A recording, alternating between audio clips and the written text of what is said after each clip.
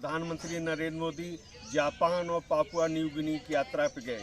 इन दो देशों की यात्राओं के दौरान उन्होंने 3 वैश्विक सम्मेलनों को संबोधित किया। और यहाँ उल्लेखनीय बात यह है कि प्रधानमंत्री नरेंद्र मोदी ने इन तीनों सम्मेलनों में जो बात कही उन्हीं को इनके साझा प्रस्ताव में स्थान दिया गया, प्रमुखता दी गई। और विश्व में जो भी इनके सदस्य देश थे वो सब ने इन पर सहमति व्यक्त की है। प्रधानमंत्री जापान में उन्होंने G7 और क्वाड सम्मेलन को संबोधित किया। पापुआ न्यू गिनी में उन्होंने forum for India Pacific island cooperation के सम्मेलन को संबोधित किया। यहाँ ध्यान रखने की बात यह है कि ये जो सम्मेलन हुआ वहाँ पर प्रधानमंत्री ने एक सांस्कृतिक संबंध भी दोनों देशों के बीच में उजागर हुआ। प्रशांत महासागर के जो देश हैं उनके साथ भारत के सांस्कृतिक रिश्तों को मजबूती मिली है।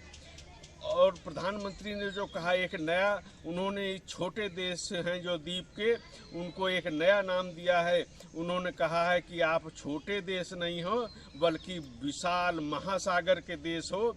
इस तरह उन्होंने, प्रधानमंत्री ने इन छोटे देशों की परिभाषा भी बदल दी है और उनको ऐसा करके उनको एक विश्वव्यापी सम्मान भी दिया है। ये स्थिति वहाँ पे देखने को मिली है। प्रधानमंत्री ने वहाँ पे तमिल की एक किताब का विमोचन भी हुआ जो वहाँ की भाषा में हुआ है। ये हम भारत और उन देशों के सांस्कृतिक संबंधों को उजागर करता है। प्रधानमंत्री ने अपनी विदेश नीति में केवल बड़े देशों को महत्व नहीं दिया, तो ये तमाम छोटे देश जो विश्व की राजनीति में जिनका नाम नहीं होता है, जिनकी चर्चा नहीं होती है, कुछ लाख की आबादी है। पापुआ न्यू गिनी की आबादी मात्र 60 लाख है। इसके बावजूद प्रधानमंत्री ने इनको महत्व दिया है, इनका सम्मान दिया है। और बदले में प्रधानमंत्री को भी वहाँ के सर्वोच्च नागरिक सम्मान से सम्मानित किया गया है। यानी कितना महत्व है इन देशों का।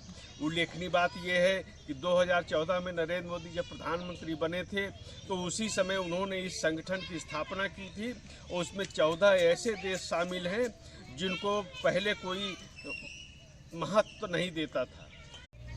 FIPIC एक बहुपक्षीय समूह है जिसका उद्देश्य प्रशांत द्वीप समूह के साथ भारत के संबंधों को मजबूत करना है, आपसी सहयोग बढ़ाना है, आपसी साझेदारी बनानी है।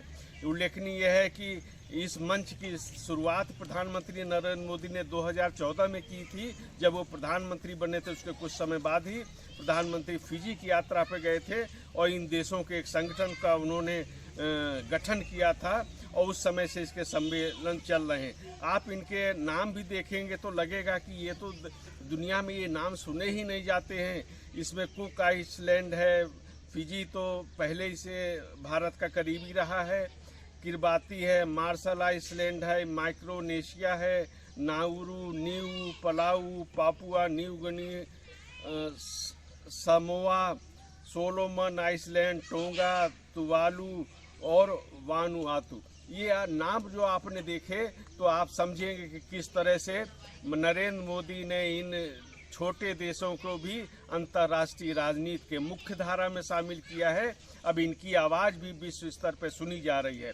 प्रधानमंत्री नरेंद्र मोदी ने एक सोलर क्लब का गठन किया गया था और वो तमाम जो देश है जहाँ पे सूर्य की रोशनी तेज होती है वो सोलर ऊर्जा से एक दूसरे को अपने आप पहले प्रोत्साहन देंगे, फिर साझा उसमें कार्यक्रम को चलाएंगे और एक बहुत बड़ा काम इसके द्वारा हुआ है। दूसरी इसमें महत्वपूर्ण बात यह है कि ये इन देशों में चीन का दबाव जो बढ़ रहा था वो प्रधानमंत्री नरेंद्र मोदी के प्रयासों से रोक दिया गया है और ये तय हुआ है कि अपने अपने स्तर पे ऐसे सहयोग बढ़ाएंगे, यानी चीन के दबाव में नहीं आएंगे, चीन के ऊपर नकेल कसी जाएगी। और यह जो कार्य है वो जापान में अगर हम बात करें तो G7 में भी यही उद्घोष हुआ, क्वाड में भी यही उद्देश्य सामने आया है। और जो प्रधानमंत्री ने जो छोटे देशों का सम्मेलन किया, संबोधित किया है, उसमें भी ये है कि चीन की विस्तारवादी नीतियों पर नियंत्रण होगा। और ऐसा लग रहा है कि भारत इस कार्यक्रम की, इस रणनीति का नेतृत्व करेगा। इसको अमेरिका के राष्ट्रपति ने भी स्वीकार किया है।